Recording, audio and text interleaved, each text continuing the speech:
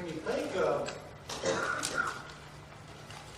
certain of the Lord's disciples, and especially as you read through the four accounts of the gospel,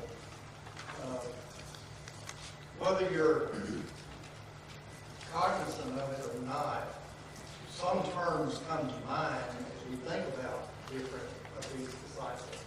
When it comes to Paul, we may use the term scholar to refer to Paul. And although he spoke and wrote by inspiration, Saul of Tarsus was a scholar in the old law. There was no doubt about that, having sat at the feet of Gamaliel.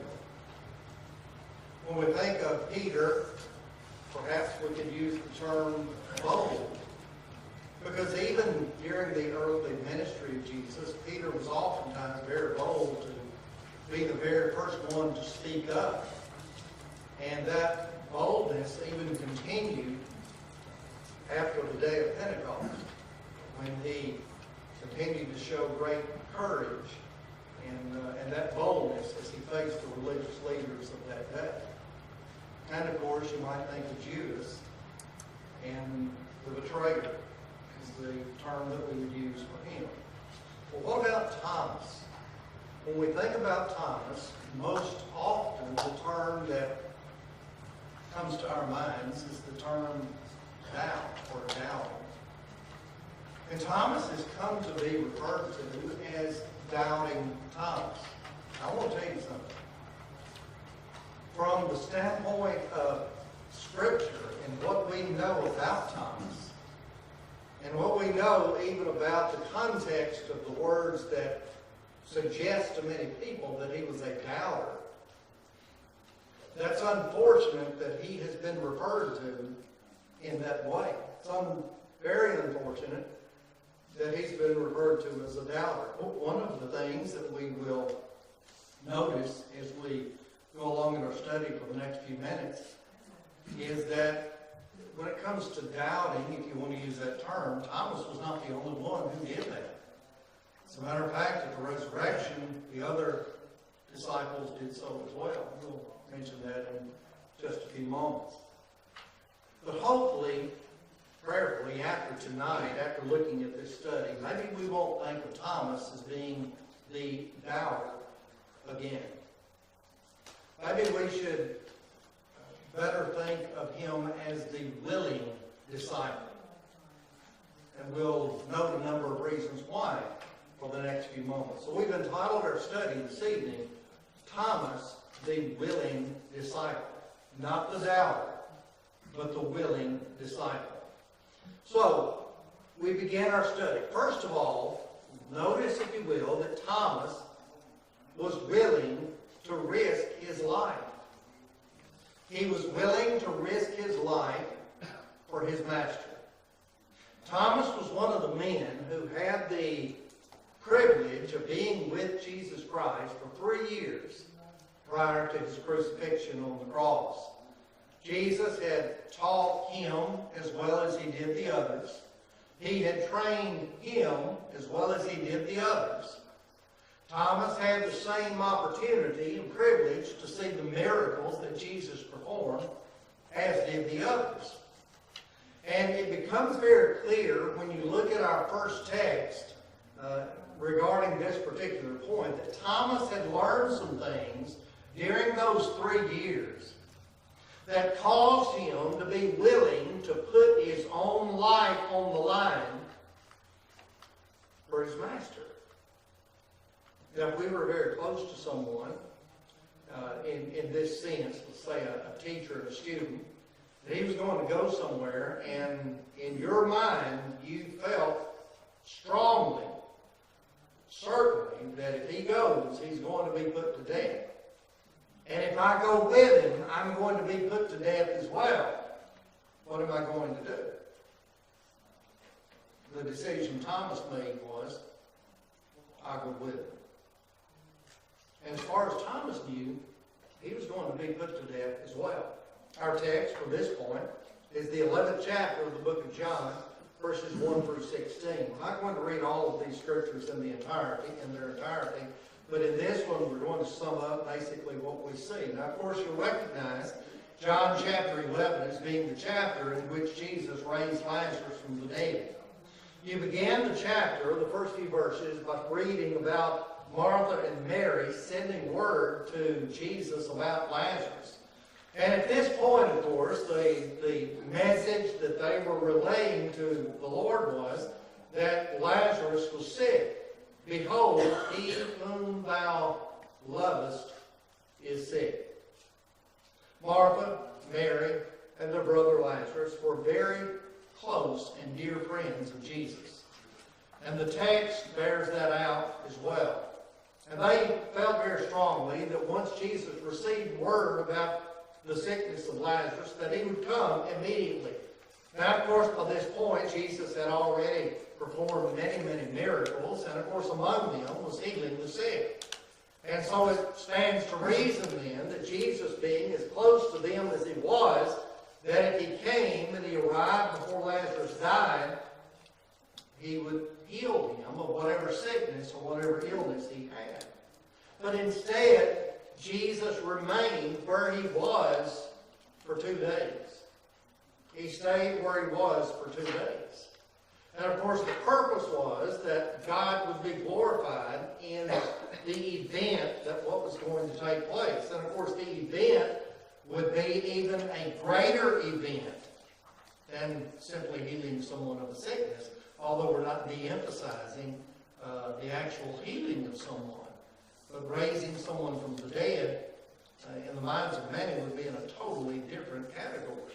So Jesus stayed where he was, and then when the time came, he said to his disciples, "Let us go into Judea again." Well, in Judea was where many of the Lord's enemies were. Those who sought to kill him, and of course you know that the rulers of the Jews were stirring up the Jewish people against Jesus, and they were trying to turn more and more people against him. And so the disciples then, at this point, are very concerned about the idea that Jesus is going to go into Judea again. They feel that if he goes, then surely he's going to lose his life. They're going to kill him. And then Jesus, of course, had been speaking of Lazarus as being in a sleep. They didn't understand that Jesus sometimes used the term sleep to refer to death, not because someone was in an unconscious state, but rather once an individual died, he was in a state of repose. And so if you viewed the body of that person, it would appear that that person was sleeping or resting. And so that's why Jesus used the term sleep. They didn't understand what he was talking about, though. And so then Jesus made it very clear to them that Lazarus is dead. And the Lord was going to go back to Judea. At that point, when they understood he's going to go, then their thoughts also were, "Let us go that we may die with him." And that was Thomas. Now, of course, all of them felt the same way. That would include Thomas. Let us go that we may die with him. That's how close they were to him. That's how strong their convictions were. Thomas, being one of them, was just as willing to go and to risk his life as were the others. He was willing to put his life on the line. That was conviction. After Pentecost, the apostles of Christ demonstrated that same conviction, not being concerned about their own lives, but rather the preaching of the gospel of Christ. Thomas was one of them, although we do not read in the book of Acts about the things that he did. He had the same power as did the other apostles. He had the same degree of inspiration that the other apostles had. He was willing to die with the Lord as well. But then secondly, Thomas was willing to ask questions. Thomas was willing to ask questions. Let me tell you something. Questions is one of the most valuable resources for maturity, for spiritual growth, for the gaining of knowledge. That's one of the most valuable resources available to us. And sometimes there may be a person who would say,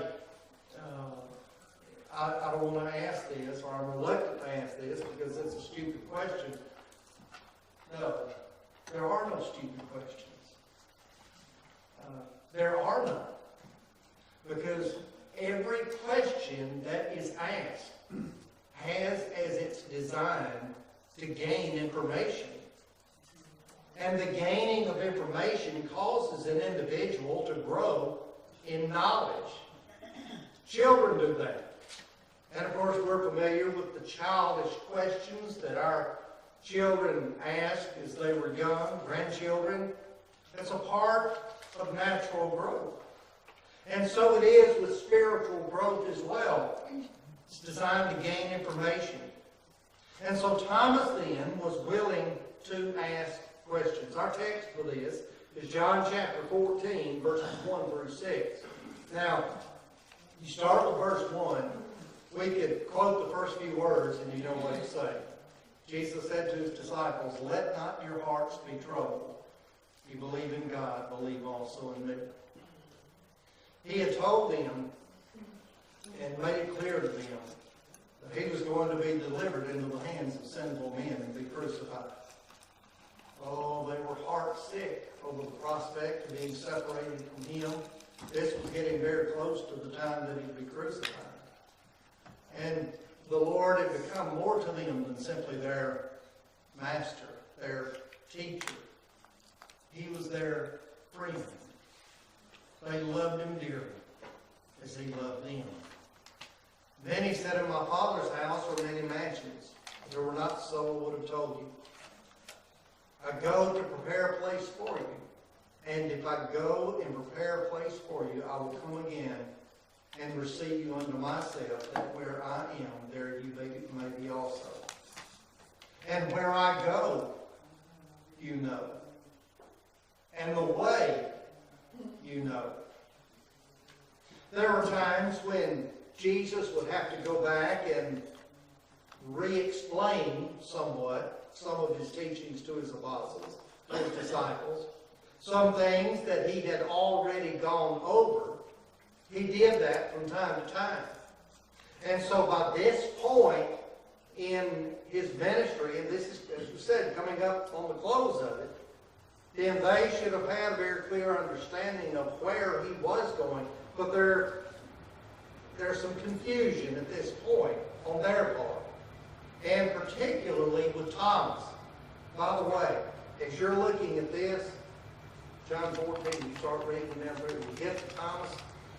I don't know what you all think of pictures you're reading this, but this is what I picture. I picture Thomas just sitting there or standing there, spellbound, listening intently to every word. Where I'm going, you know. And the way, you know. Thomas hears that and then he responds. He speaks up. "Lord, we don't know where you're going. How can we know the way?" He wants to know. That's not an ignorant question, stupid question. It's designed to gain information. And the Lord does not rebuke Thomas for asking that.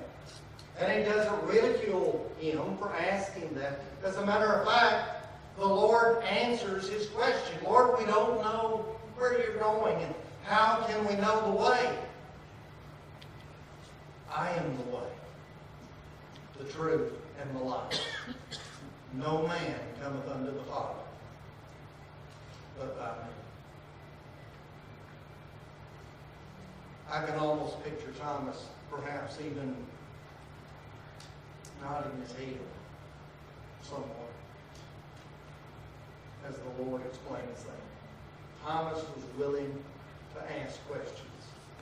Oh, how commendable that was. And then, finally, Thomas was willing to accept the truth. Thomas was willing to accept the truth. this point is no less important than the others. But the text for this, John 20, 24 through 29, I want to tell you, in my thinking, this is one of the most powerful sections of scriptures in the New Testament. So I want us to look at it and read it, starting with 24. But Thomas, one of the 12, okay, now, here's the background of this. Jesus has been raised from the dead on the first day of the week. Now, that night, he appeared to all of his disciples except Thomas in the upper room. Thomas wasn't there. All right, now, the next Sunday night, Jesus was going to appear to all of them, the whole group, again.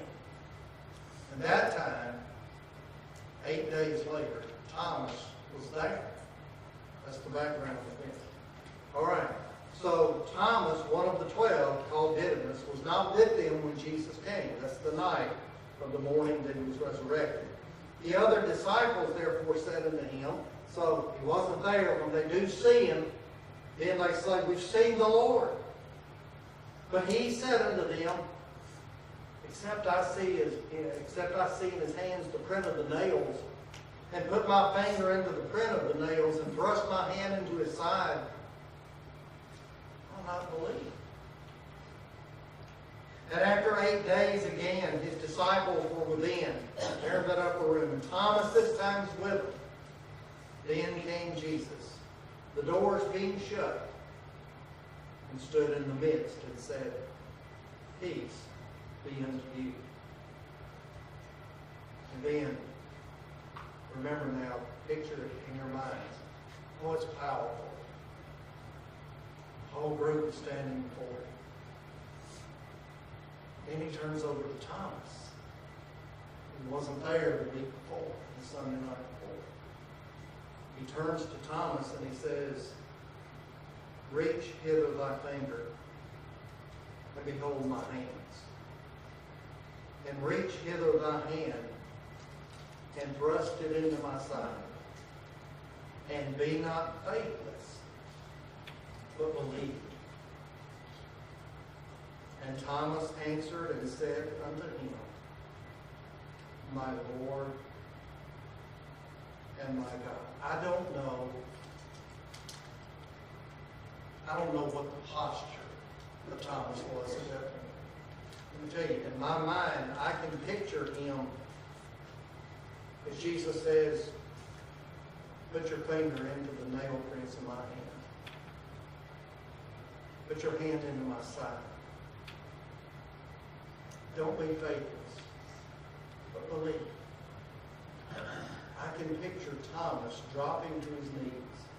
And I know the scripture doesn't say this, but I can picture in my mind him dropping to his knees, looking up at his master,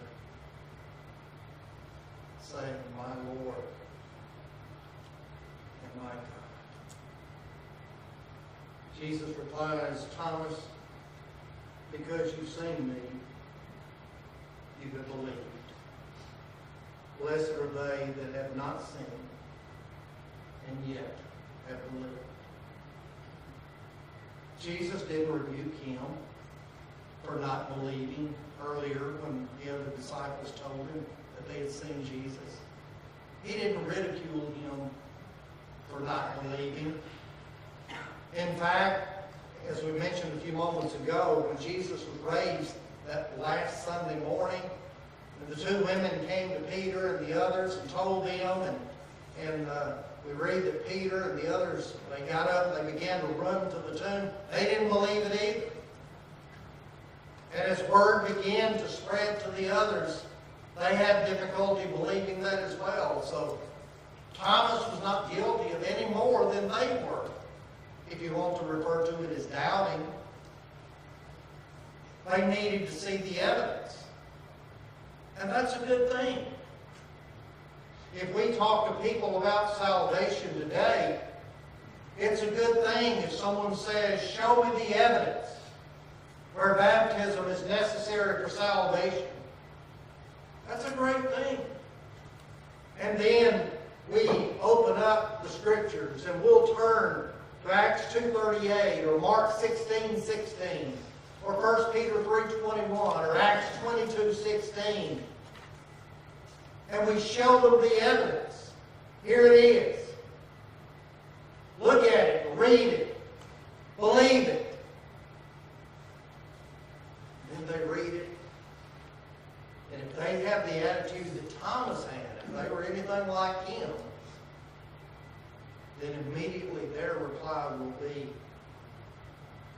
I believe. Then they'll obey the gospel. Thomas was willing to accept the truth when he saw the evidence. These are great things about this faithful disciple of the Lord. It's not a good thing to call him doubting Thomas. Willing Thomas, the willing disciple. He was willing to ask questions. He was willing to risk his life for his Savior. He was willing to accept the truth when he saw the evidence in front of his eyes.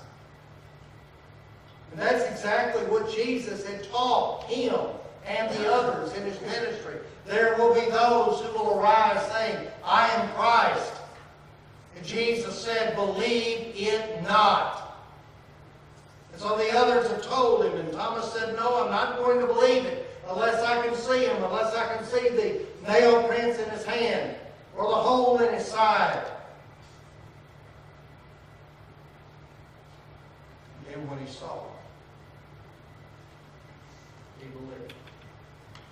My Lord, my God. Or maybe someone here who's not a New Testament Christian.